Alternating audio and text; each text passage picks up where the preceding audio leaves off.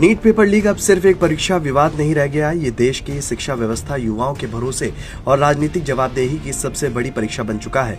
सरकार बातचीत की बात कर रही है, विपक्ष आंदोलन को और तेज कर रहा है और छात्र पूछ रहे हैं आखिर न्याय कब मिलेगा।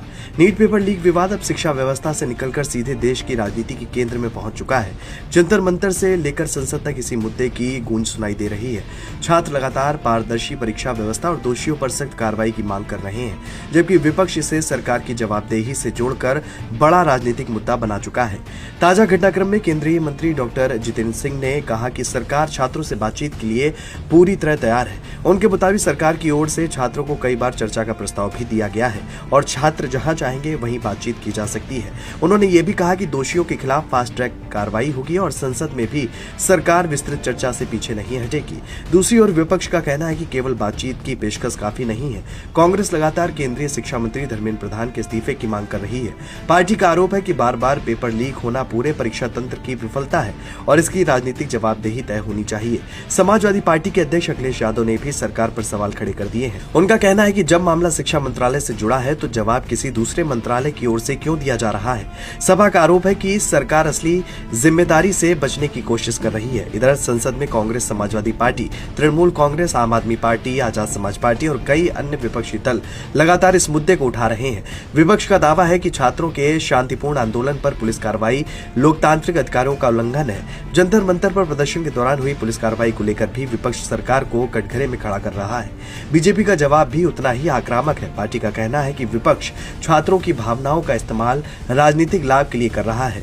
बीजेपी नेताओं का दावा है कि सरकार जांच एजेंसियों के माध्यम से दोषियों पर कार्रवाई कर रही है और परीक्षा प्रणाली को और मजबूत बनाने की दिशा में कदम उठा रही है। उनका आरोप है कि विपक्ष समाधान से ज्यादा आंदोलन को लंबा खींचना चाहता है।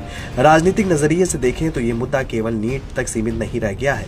भर्ती परीक्षाओं में कथित गड़बड़ियां, बेरोजगारी, प्रतियोगी छात्रों का असंतोष और युवाओं की नाराजगी अब एक साझा राजनीतिक विमर्श बनते जा रहे हैं। विपक्ष इन्हीं मुद्दों को जोड़कर सरकार को घेरने की रणनीति बना रहा है।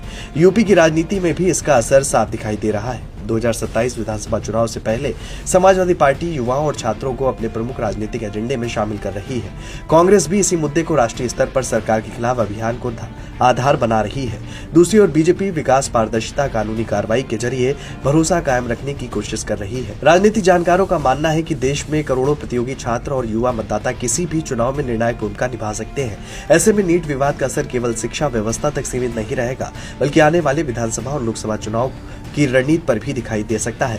फिलहाल तस्वीर साफ है। एक तरफ सरकार बातचीत और कानूनी कार्रवाई की बात कर रही है, दूसरी तरफ विपक्ष जवाबदेही और इस्तीफे की मांग पर अड़ा है। लेकिन सबसे महत्वपूर्ण सवाल अब भी वही है जो लाखों छात्र पूछ रहे हैं, क्या उन्हें निष्पक्ष व्यवस्था और भरोसेमंद परीक्षा प्रणाली मिलेगी।